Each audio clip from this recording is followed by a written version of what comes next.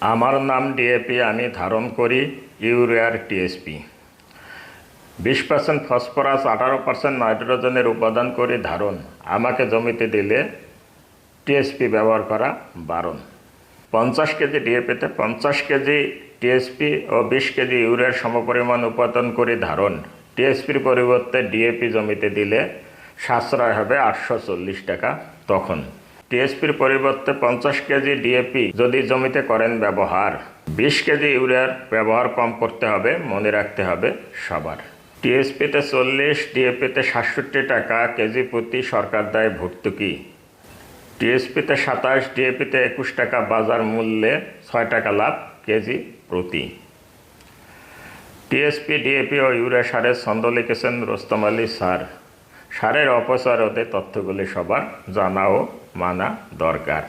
ধন্যবাদ।